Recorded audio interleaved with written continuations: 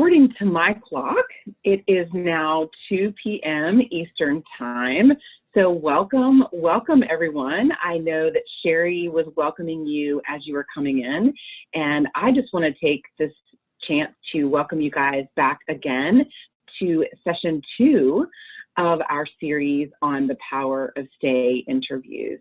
My name is Suzanne Spear, and I'm the Director of Workforce Development here at ACU, and we are thrilled to welcome you back for part 2 of this series. So I know we talked about it last week, but just so you guys are aware and reminded, and we are doing our due diligence, this learning collaborative is brought to you by the Association of Clinicians for the Underserved, our STAR Center. And our STAR Center is our national cooperative agreement, and all of this training is funded and free to you guys by the Bureau of Health. I am just all over the place this afternoon. HRSA's Bureau of Primary Health Care. So anyway, so we are funded to do this work and to develop tools and resources for you guys, just like this learning collaborative. So we're really excited that you are with us today. And we hope that you guys are ready to dive in and ready to immerse yourself in this learning experience. As Sherry mentioned, as some of you were hopping on the call today, we are recording, and we are going to be opening our phone lines in a little bit. And I want you guys just to be cognizant of that, because if you have any background noise, I know a lot of us are at home, and even if you're not at home, just be cognizant of that background noise and just mute yourself on your phone or through the Zoom platform, and that'll just keep the conversation flowing a little bit better, so we don't have to stop and repeat ourselves for background noise. Yes, ask questions. The opening up of the lines will help us immensely with Sherry and Dick when they are facilitating the conversation today. And really take advantage of their expertise. They're here for you guys and here to teach you and to guide you through this experience. So please do that as we go along. Also, too, we've got the chat and the Q&A boxes. So if for some reason, you know, this really truly is a safe space, and we want you guys to be able to ask questions. But if you really just truly don't, or if you've got a super bunch of background noise and you really can't, you can't speak your questions, feel free to put your questions in the chat or Q&A boxes, and we can get them. They can find them there. Also, too, at the very end, please complete the session evaluation. That helps us tremendously. And finally, let's have some fun.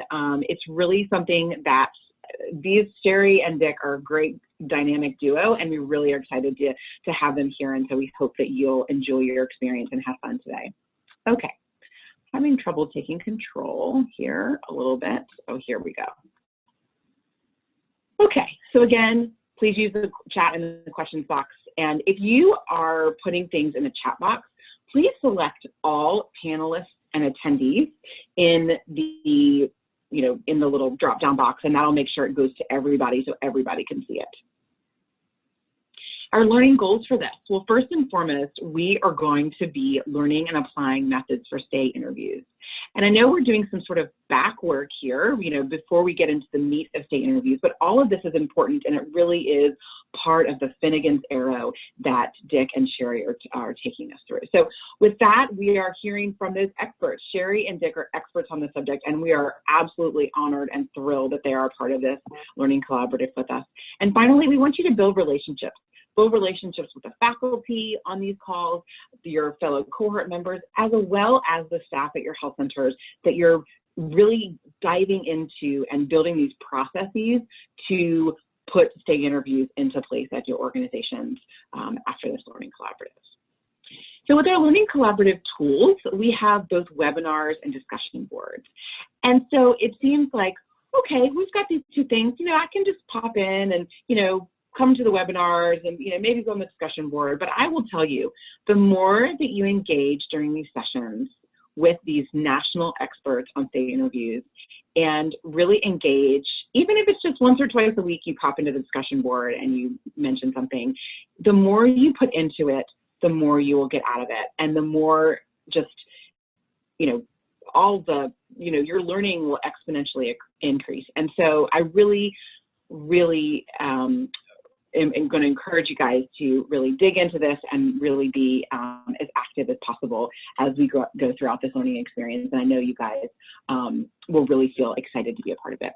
If you're having problems getting on the discussion board, please let us know. Mariah Blake is here for you, and she will make sure that you get a login. If it's for some reason you're getting a login error, please let us know, and we will be more than happy to get that corrected for you.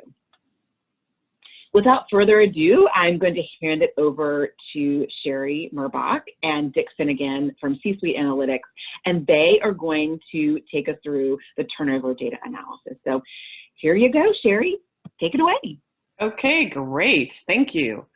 I'm really looking forward to a discussion this week, and Suzanne, I'm so glad that you had on one of your slides to have fun, because my background is probably really relevant to our topic today. Dick likes to say that as for C-Suite Analytics, our company, he's the suite and I'm the analytics, because my first job out of college was as a CPA, and then I went to work for Walt Disney World, where it's all about having fun. So I learned a concept at Disney called entertainment, a combination of entertainment and training. Although I'm a horrible singer, my kids won't let me, and I tell jokes very badly. But I really try to have fun in my training. So we're going to have some fun today, but we're also going to learn. So I am going to use a little bit of my analytical background, since our topic today is turnover data analysis. So we're going to learn together how to really position data as a way to make a business case for your leaders to not only go along with your idea of conducting stay interviews with their employees, but actually are committed to it. I always say it's the difference between compliance and commitment. When someone walks out of the training, I want them to not comply with what they were trained on because the organization provided the training and told them to, but they walk out committed to do so because they see the reasons why. So we're going to build a kind of a data story today. So let's start though with the data that you worked on from last week's class, where Dick taught you how to calculate the cost of turnover for a key role in your organization. So although I have where it says chat to everyone, please do that as well, because we'd like to get everyone's information shared so you can see each other's responses. But I also want to open the phone lines up. So I don't know if that's something you need to do, Mariah, but if we could open the phone lines up and ask you to verbally actually tell me what you came up with. So it looks like that she just did that. And for those of you who use our online cost of turnover calculator, Dick and I did have a chance to kind of glance at those in advance. So who wants to get us started? And if no one does, I have a tendency to call on people. I'm just warning you. So someone tell us the job title and the cost of turnover you calculated.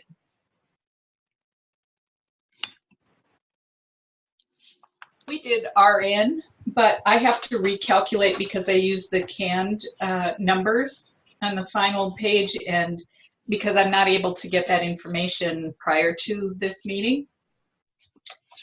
So they're a little inflated.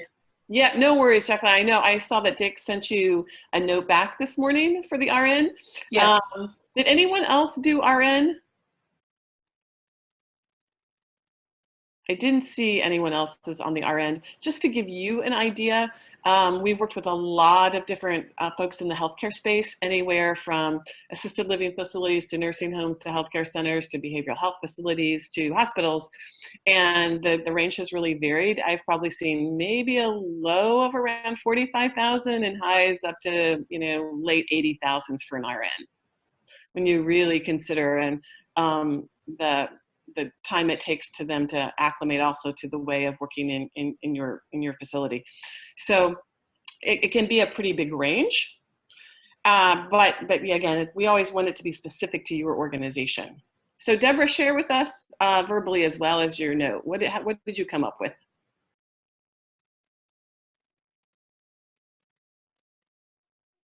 Okay, we can't hear you, so you might be on mute. You might have muted yourself.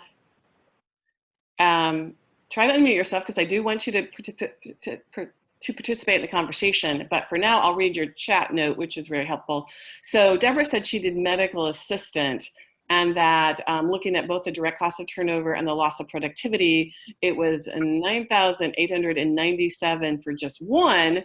And if you lose 10 in a year, then it's almost $100,000 problem, right? So thank you for sharing that one, Deborah. And I saw someone else, Jamie, wasn't it you that also had done medical assistant? Yes, ma'am. And what did you come up with? Do you have it handy? I don't, and I can't access my remote login when I'm on a Zoom call. I actually have it for you. Okay, thank you. Giving you a chance to participate. But so what I saw you calculated, Jamie, is you had 2,165 for direct, 8,575 for productivity, and a total of 10,740. So what's interesting is while Jamie had 10,740, which is very close to the medical assistant total turnover number that Deborah had, their mixes of direct cost versus lost productivity were quite different, right, in the details of the model. So one of the things I would say for everyone to really take a look at closely and think about is, what are your current, one of the biggest numbers typically for our clients in these types of roles is the use of temp services or the use of overtime to existing employees, for existing employees to cover when you're understaffed. So, and it depends on how long you're understaffed, right? Those can be big numbers. And the other big numbers are typically the days spent in training, right? And our formula, by the way, always does training days. It's kind of different than the rest of the calculator, but it calculates the value of the training day based on their salary and benefits. So, so consider that. Those are usually some of the two bigger numbers that you'll incur in the replacement cost when you lose someone. So I think you got some good examples there. I think anyone else want to share? I don't have notes, but I thought someone else did it. Okay, don't hear anyone else. All right, be sure to unmute yourself though if you want to share something. So the other homework assignment Dick gave you was to identify someone in your organization that could be an executive sponsor. And that was a little bit of an assumption, assuming that you're in an HR role as the majority of you are. And so in looking to collaborate with someone operationally that would help be a champion, we sometimes refer to them as the retention champion or the executive sponsor for this process. So did anyone use our tool and identify someone who could be your executive sponsor? You can either say it out loud or you can put it in chat.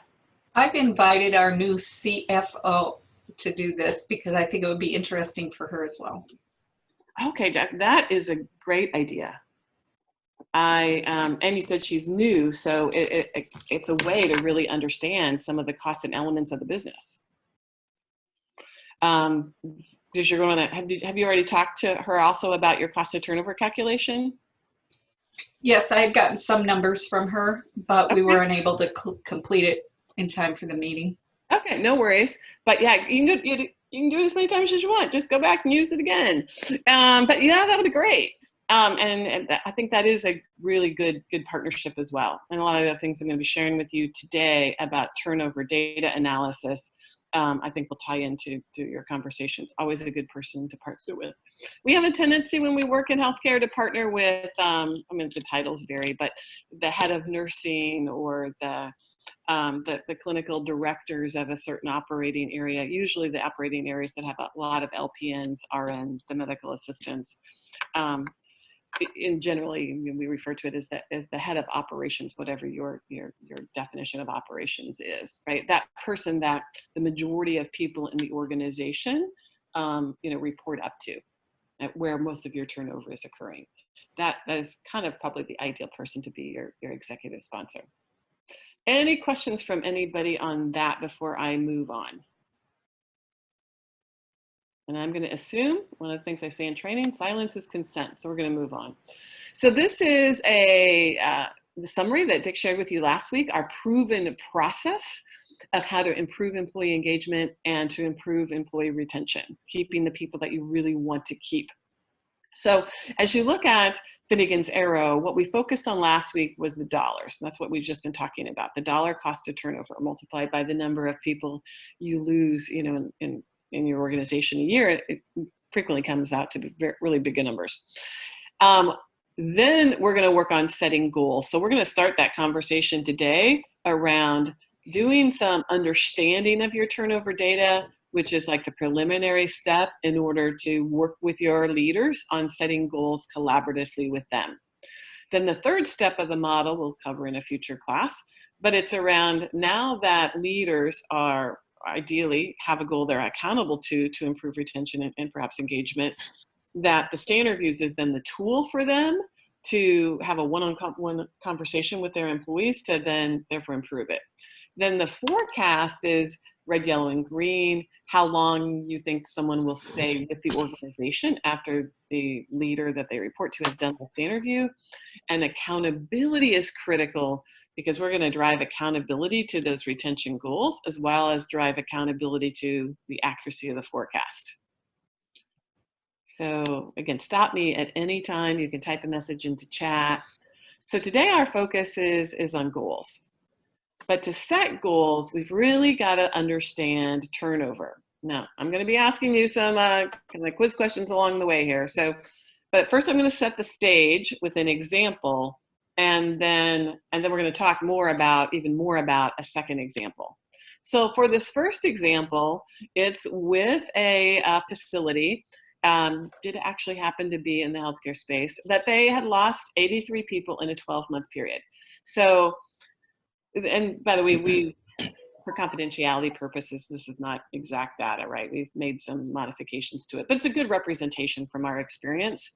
But you always want to use 12 months worth of data in case there's any seasonality to your business. So 12 months up to the last month end or 2019, whatever is going to work best for you. Their average headcount was 320, right? So they're full-time, they're part-time, equivalents, right? They're average, they didn't have too many part-time, but at 320. So really simple math calculation, right? Of terminations divided by average headcount times 100 gets you the 26%. So an average headcount, some clients do it in a variety of different ways. Some look at the average headcount per month. Some look at the average headcount at the beginning of the 12 months and the headcount at the end of the 12 months, add the two together, divide by 12. But some representation probably becomes more important if you've had really big swings in your headcount. Versus an organization that has a more stable, has had a more stable size of headcount over that 12-month period. Again, stop me at any time. So, quiz question: what is the turnover rate for? You can put this into chat. You can say it out loud. 76 terminations divided by 250. What would be the amount of turnover for that?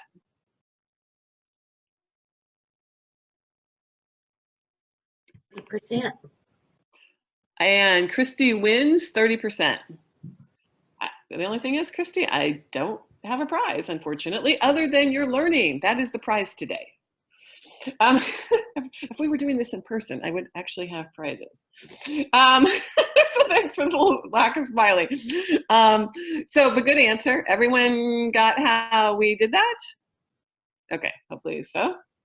That was a simple one. Now we're going to start asking some other questions. Again, really want folks to participate. So this is a chart of turnover by department. Just kind of did some common departments in a healthcare hospital, but a chart by department. Now notice that this chart shows number of people that left the department in that 12-month period rather than percentages.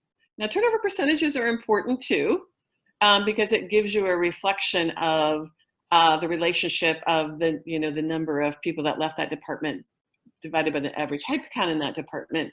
But we want leaders to think of turnover as a loss of each person. And when you do more reporting in terms of numbers of people that have turned over versus using percentages, where it's perfectly fine to use both. We do that sometimes too with our clients. But I think it's really important to have number of people that have left on some of your charts and analysis, because as I really want you to think about each person you lost.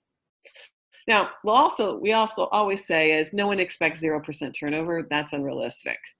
And there are some people, and you know who they are, that you probably wish they would leave the organization today because they're unengaged and they're disruptive and they hurt the retention of others and they hurt the engagement of others. And there are people you should absolutely manage out of your organization because they're not contributing to productivity and successful efficiencies in a good organization. So you're always going to have some turnover. But the ideal, of course, is to reduce your turnover. So how many of you just chat or say out loud, but you got to respond one way or the other, do some sort of turnover reporting? And tell me what type of turnover reporting you currently do.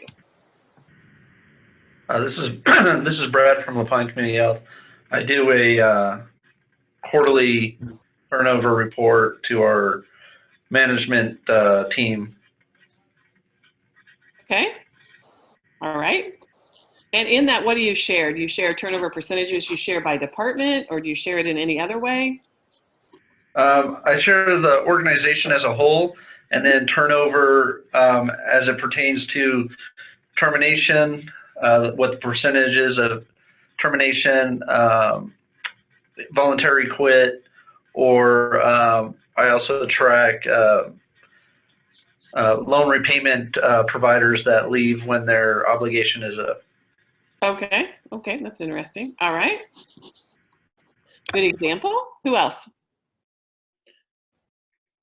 So Jamie says we don't do it regularly, but it does get looked at every once in a while. Okay. Denise says I report turnover monthly by department and by location. Okay. It's reported to the PI committee and to our board of directors, report both voluntary and involuntary. All right. And Deborah, it looks like you're doing it quarterly, list positions and overall percentage. Okay. All good information. Christy, what do you do? Do you do any type of turnover reporting? Who else haven't we heard from? All right. Okay, so now a few follow-up questions. Christine says quarterly to board, percentages only. All right. So food for thought. Again, you might want to start reporting the raw numbers as well as the percentages. It looks like most of you are doing it quarterly. How often does the head of your center, how often do they look at the financial metrics and other metrics of your organization that you track? How often do they look at that? How often do you talk about your financial results, your occupancy, your head count, not your employee head counts, but your customer data? How often do you look at that information? This is Brad from LaPine. Myself and the CEO, we cover that on a monthly basis. Okay. Anyone look at your financial data on a weekly basis?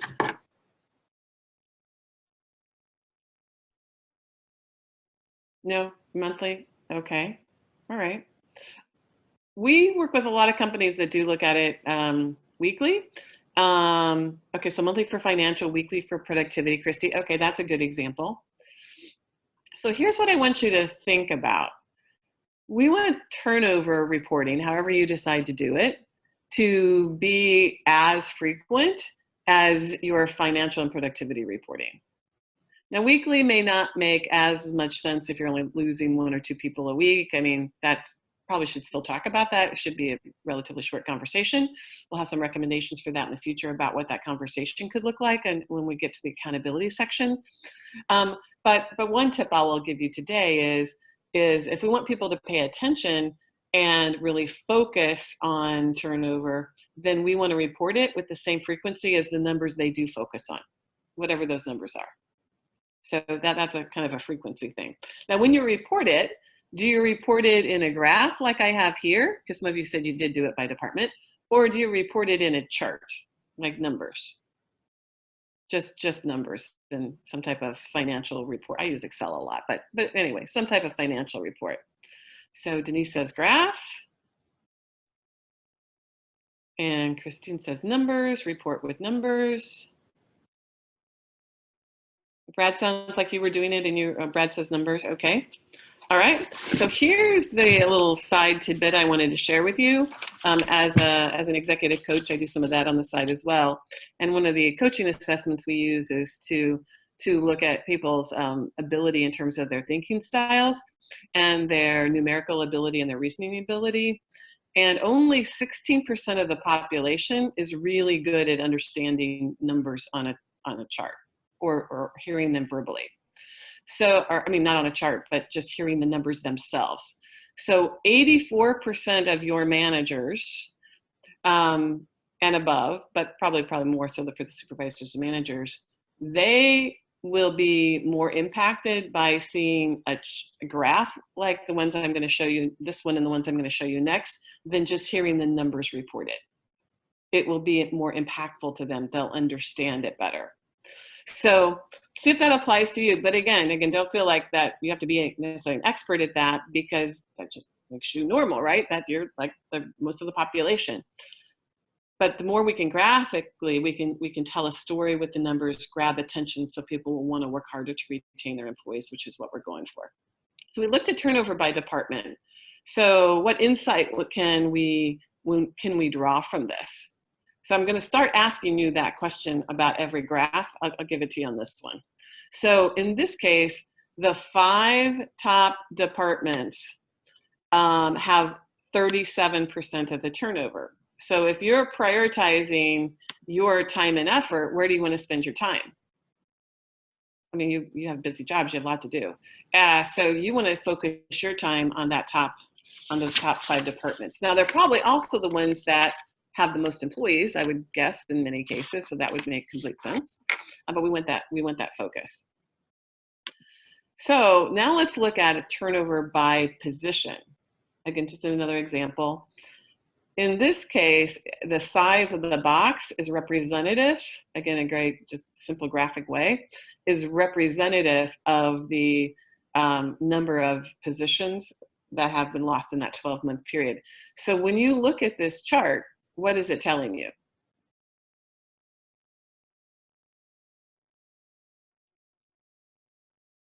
I want you to first notice all of the greens, because even though they're different colors of green, that's where this organization has their biggest turnover issue, right? They have 24 registered nurses, 9 RN2s, 4 LPNs, and another 3 RN3s and the nurse practitioner. And even most disconcerting, over to the far right in a light green, is a registered nurse manager. Because as Dick said last week, and we know, is that people join companies and they leave bosses. It's the relationship with their leader.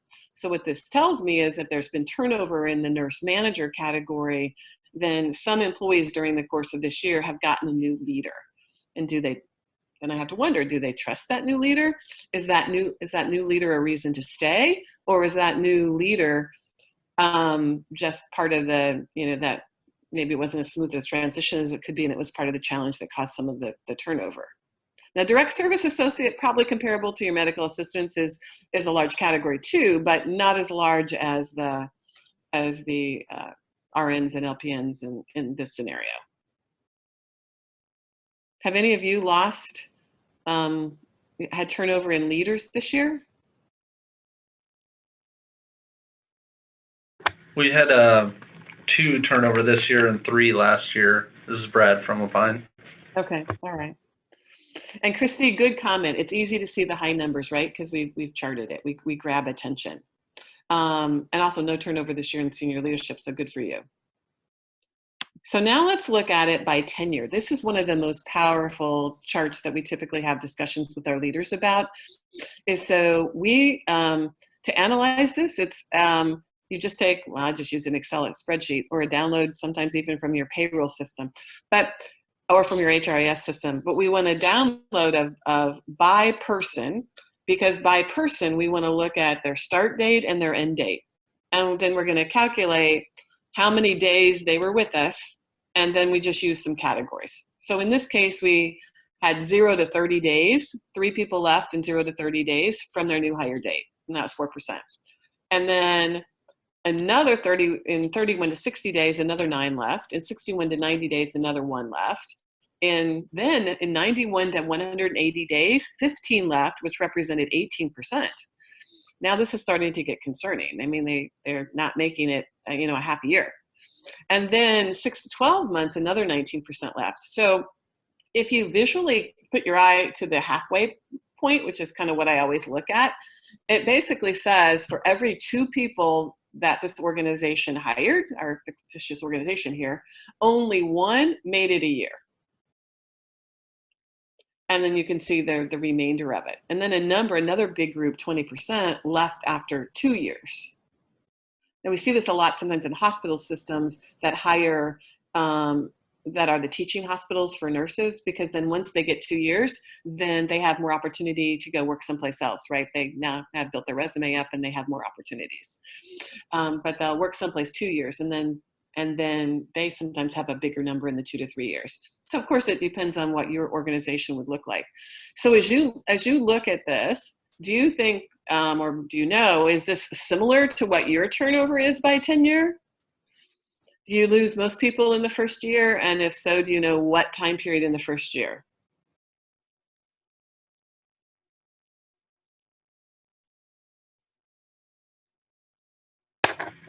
I would say ours is in mostly 2 categories. This is Brad. We have the less than 90 days, and the second highest turnover is less than 2 years, like that 1 to 2 year mark.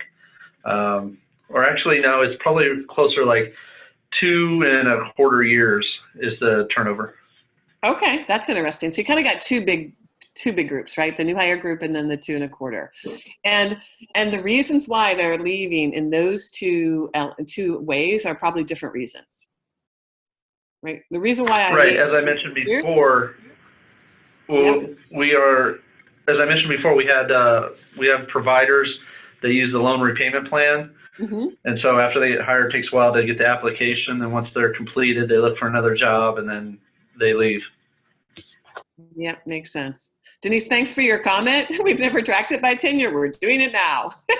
And another one who said they didn't. So now we're leading up to something here. So we're leading up to how do we set a goal for turnover? And so, how we prepare this pie chart kind of can lead our leaders to what might be a good answer. And we don't want too long of a period, like 1 year is kind of too long of a period to focus on turnover, because we'll lose track of those new hires. So there'll be too many to keep track of. We probably want a shorter period. So with this particular client, we were working with a central office, and they wanted some consistency in their goal setting. So we said, well, let's look at this another way. This is the exact same data with the exact same number of people, the 83 people. We just made the pie chart look different, right? So we said, let's look at the 0 to 6 months as one category. Well, when you look at 0 to 6 months as one category, you go, oh my gosh, a third. For every 3 people I hire in 6 months, 1 of them will be gone. And for every 2 people I hire, 1 of them will be gone in a year. So they decided to establish their goal, their new hire goal. We always recommend 2 goals. They decided to establish their new hire goal is that they had to get more people to, as Dick likes to say, the finish line, that they needed to stay at least 6 months. Now your time period may be different. It really needs to be based on your analysis of your turnover, right? The categories. But it helps to then focus the leadership team to focus on that. And then for the first 6 months, there was weekly reporting with the leaders by name of each employee that was still in their 6 months and what was being done to retain them. So there's a real focus on it, way beyond just the typical onboarding or mentoring or whatever other programs that you might have in place to help new hires be successful. It was a focus on helping new hires be retained and reach the 6 month mark.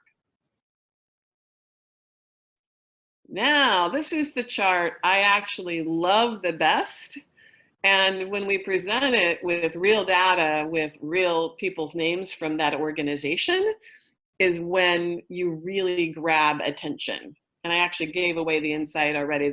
The yellow box popped up soon. But as you look at this chart, this is turnover by supervisor. Now, a lot of organizations do turnover by department, and someone said you do turnover by location. But my guess is on those reports, you don't have people's names, you have the location names, right? Or the physical location or the department. What is so powerful is when you actually use people's names. Now, for the sake of examples today, I made up names and I just use first names first and last, or however you want to do that, but it's powerful.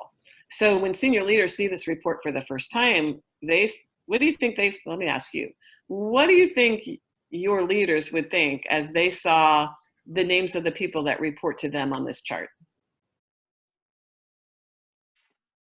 Definitely doesn't look good if they're one that has the high numbers, but you also have to take into account how many people are these people supervising. I mean, our nursing supervisor definitely has the largest department, or another supervisor may only oversee 2 or 3 people. Exactly. So what you can do to this chart, I didn't do it for this one today because you make an excellent comment, is you can add percentages as well. So you could reorder this by percentage and show the numbers as well as the percent. And what this has caused for some of our clients, particularly in healthcare, is it's caused conversations around span of control, right? Are our expectations realistic of our leaders to build that many relationships with that many employees?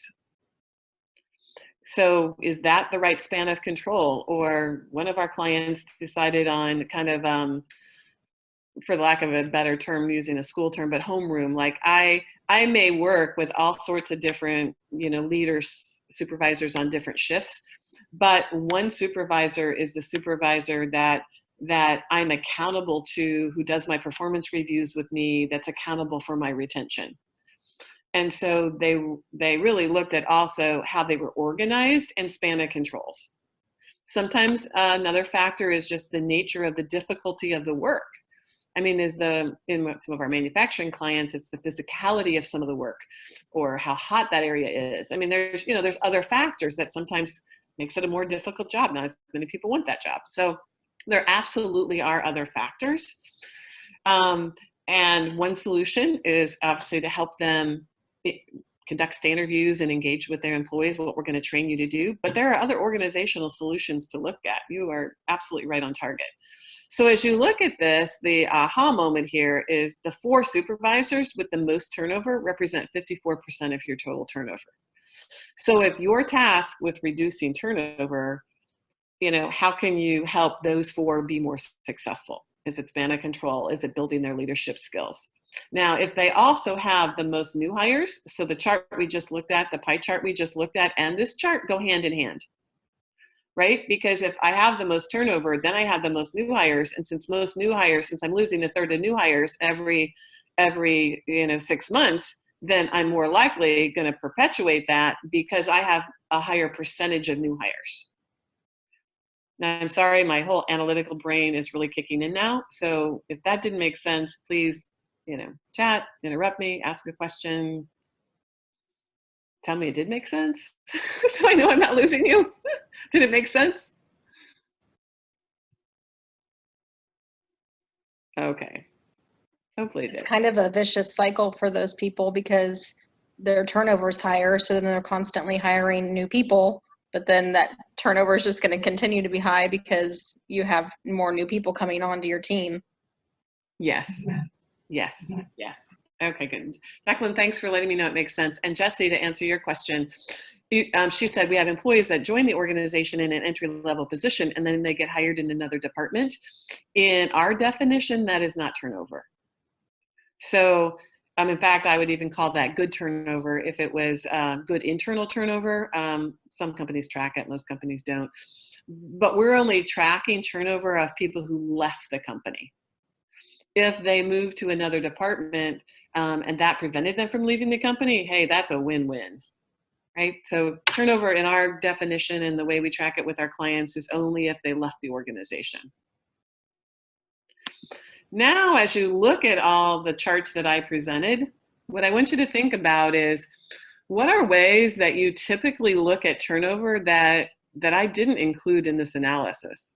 What am I missing?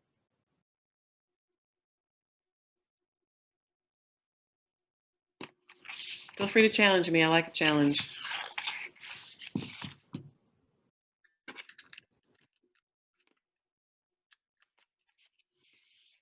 If you can't think of anything, I'll throw out a couple things because I actually purposefully left them out. So one of the things that you did not see is voluntary turnover versus involuntary turnover. Because our philosophy is that all turnover should be tracked and goals should be established on all turnover.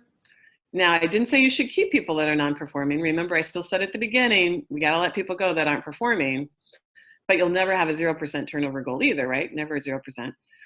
But we want to track all turnover because what we find happens as the hiring leaders or the recruiters, if they're involved in making the hiring decisions, they get pickier when they know they're held accountable to keep everyone.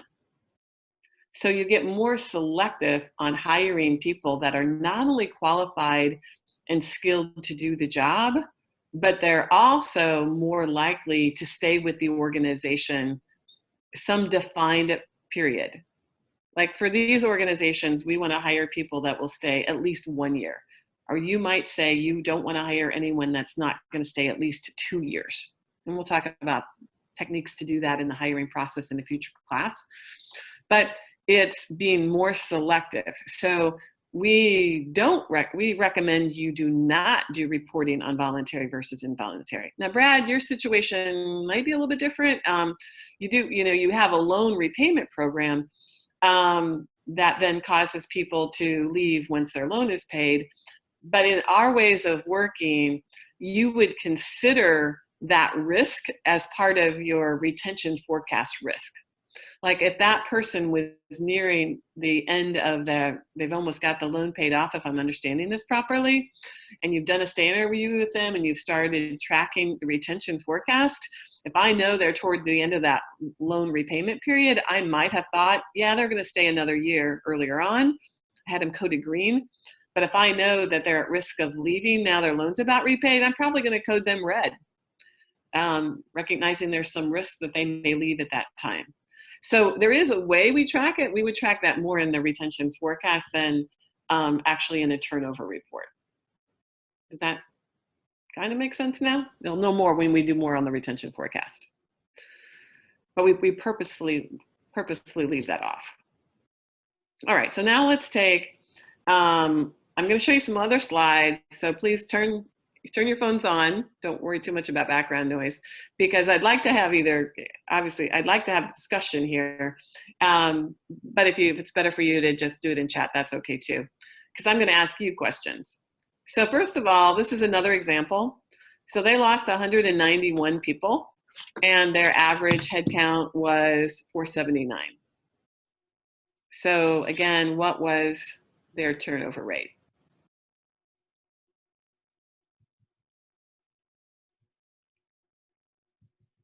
Yep, 40%. Thanks, Christy.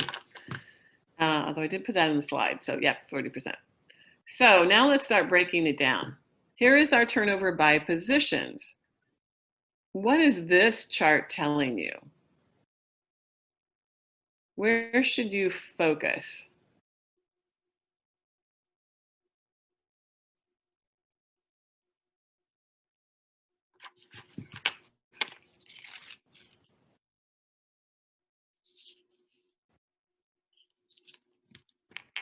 Direct service. Yep. I think that's a similar title to your medical assistants. It's probably comparable.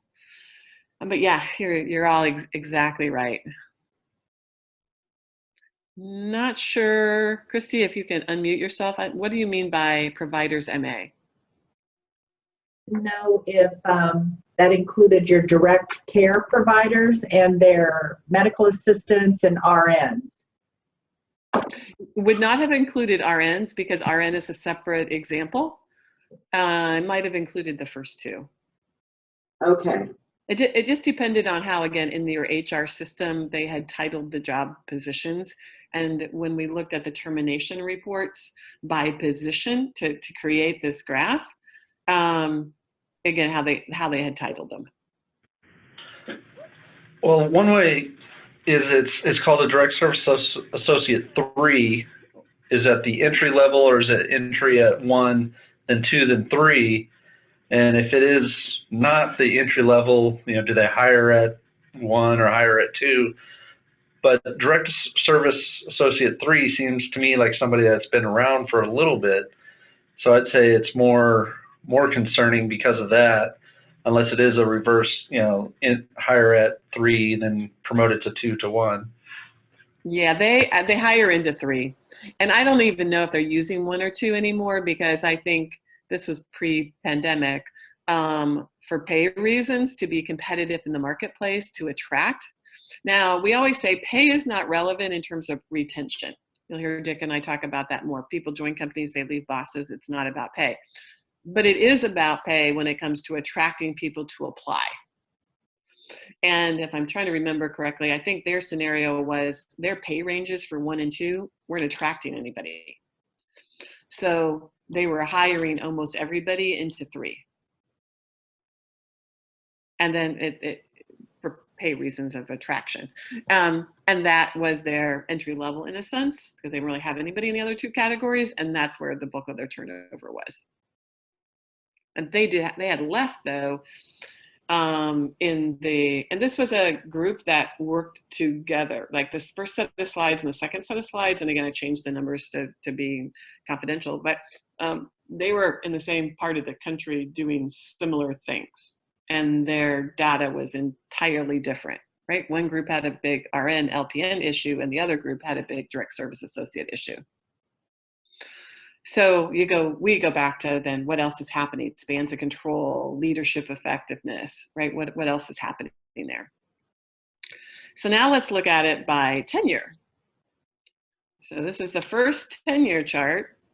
So in the last chart, I drove us to, let's look at maybe establishing a goal for the first 6 months.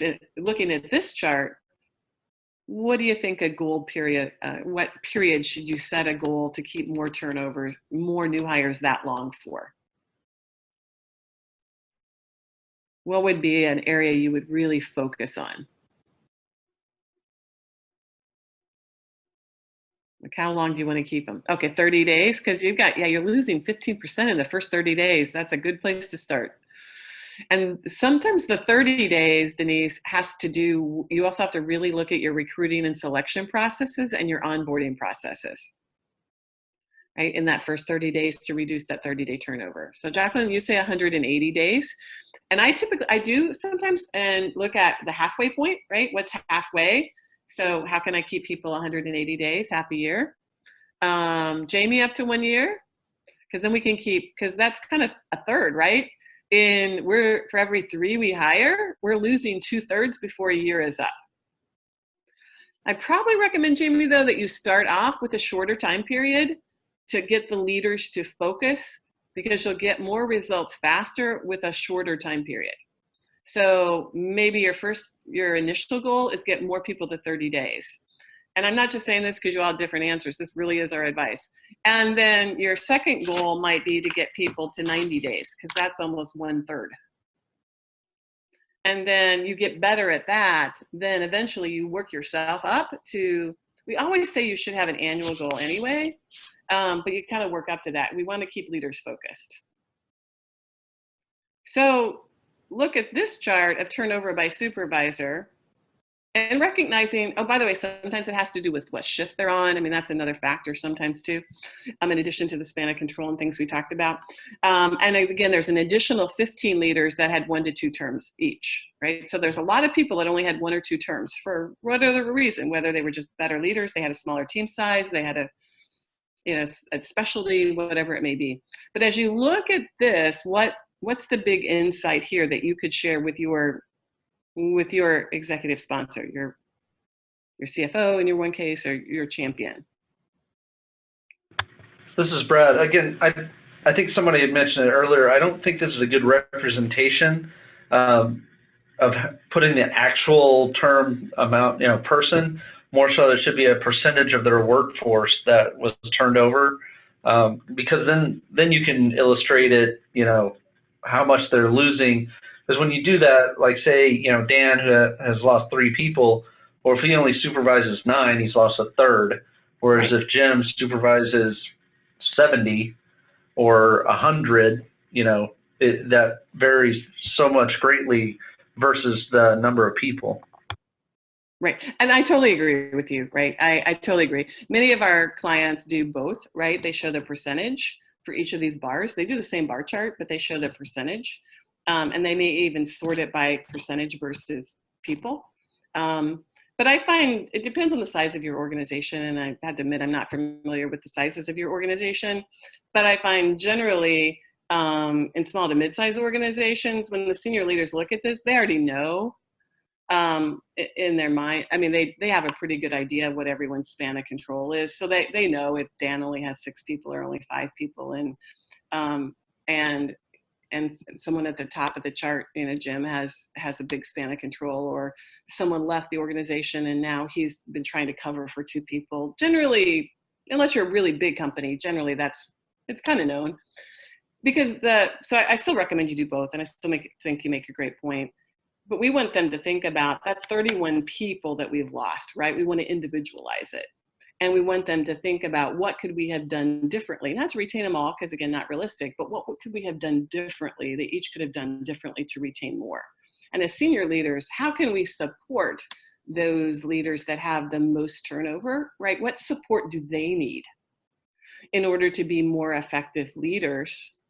What are they struggling with? So the insight here is, chart, is that the 8 supervisors with the most turnover represent 68% of the total turnover. Again, where are you going to work with your senior leaders to focus efforts on retaining people longer? Or maybe Jim needs help with a better onboarding program. Maybe Marilyn needs help with making better hiring decisions. I mean, there's a variety of different reasons. Are they losing tenured people, or are they losing new hires?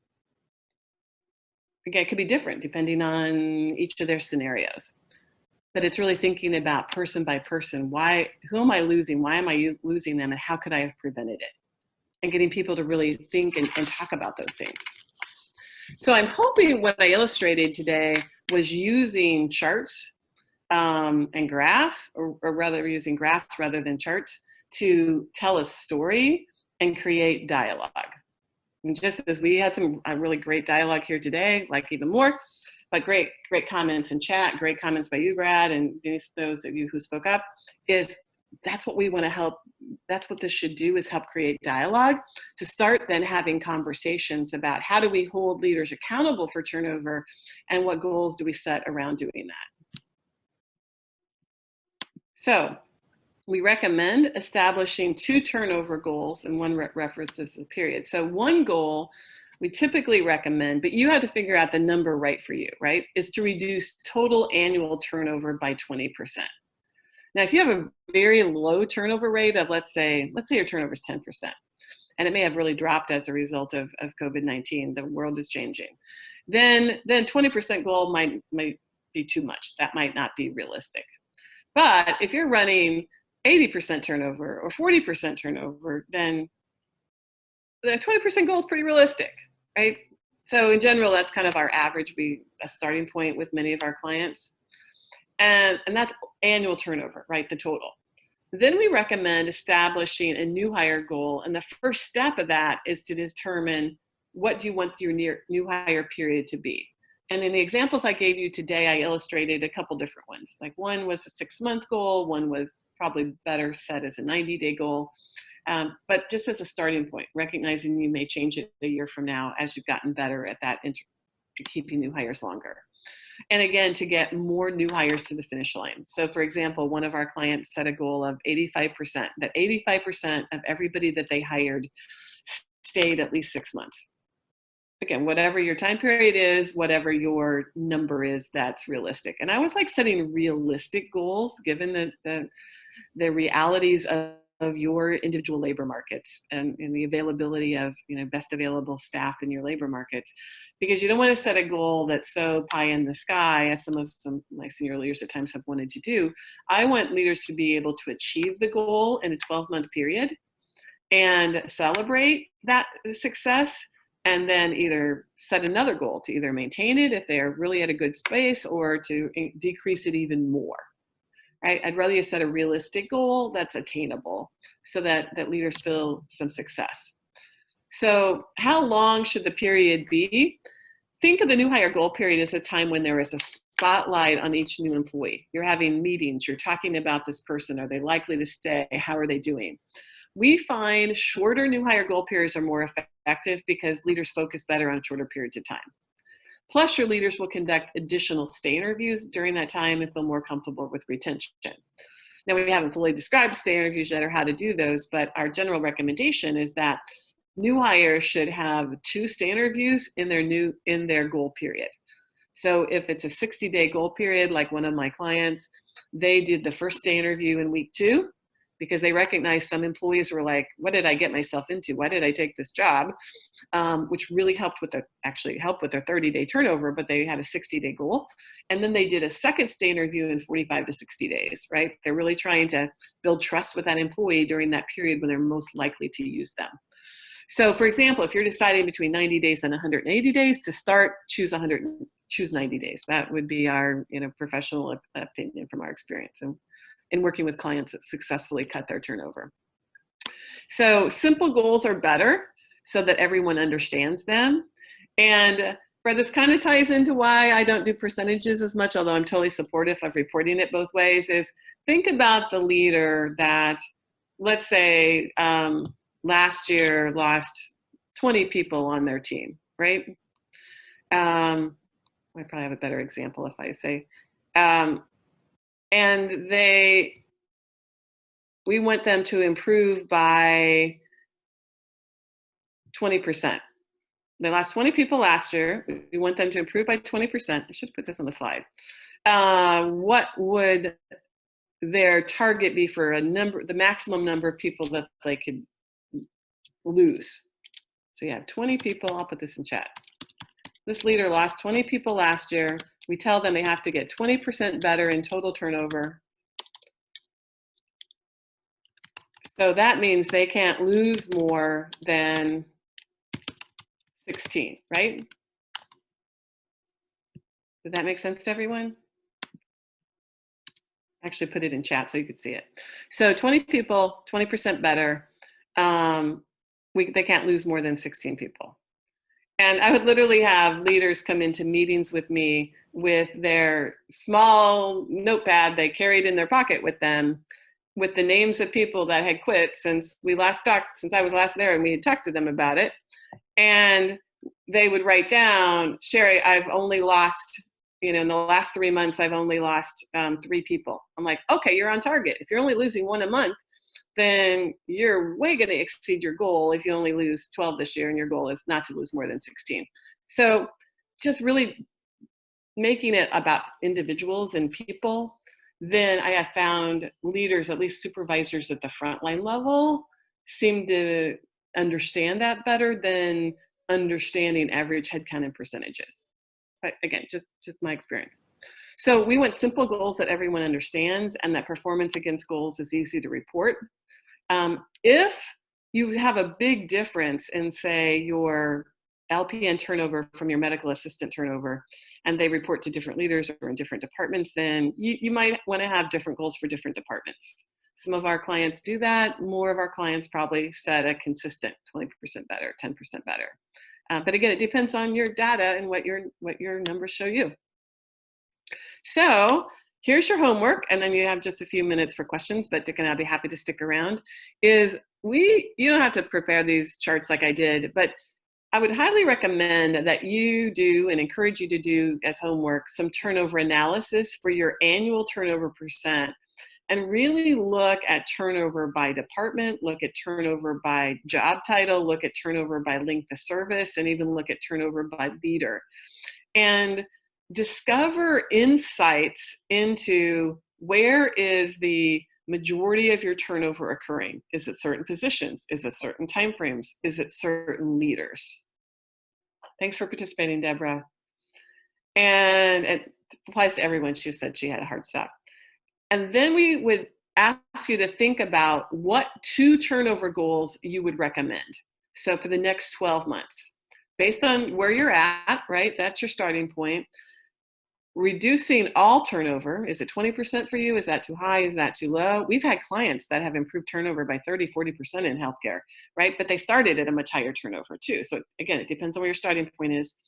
And establish a new hire retention goal period. So you've got to know your turnover by tenure and decide what that goal period should be and what that target should be. Should you aim to keep 90% of the people 30 days? Should you aim to keep 85% of the people 6 months? Again, I don't know. It's based on your data. So we'd like you to post what you come up with in your in the discussion board, or email us as well. And rest assured, we are going to ask you how you did on your homework when we start next week's session. So this is a wrap, and we'll stay online for anyone that has any questions. Awesome. Thanks, Sherry. And yes, you guys, don't be afraid to log on to the discussion board. And well, first of all, the recording and the slides from today will be there. And then also too, there's going to be a handout there. So all of those are going to be under the resources. So if you click under this particular week, there will be something that has resources, like an arrow for resources and an arrow for discussion. So you can click on the resources and download all of the things, listen to all of this.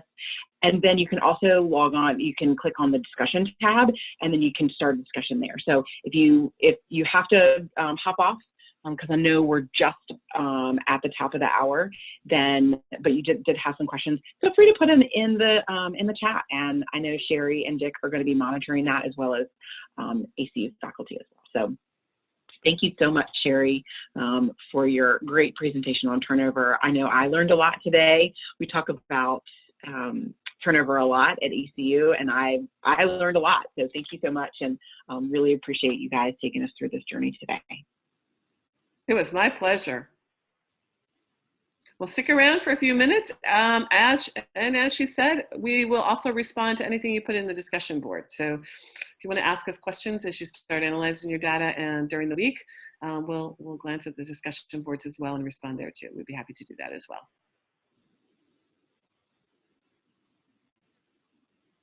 And Mariah, I will leave it up to you because I can't tell who's still here. Sure. It looks like people are starting to hop off the line, and we don't have any questions coming in just yet. So I'll encourage everybody to either send those questions via email or through the discussion board, as Suzanne said, and I'll wrap up the session for today. Thank you all so much. Thank you. Thanks, everybody. Have a great week. See you next week. Okay. Bye. Bye-bye. Thank you.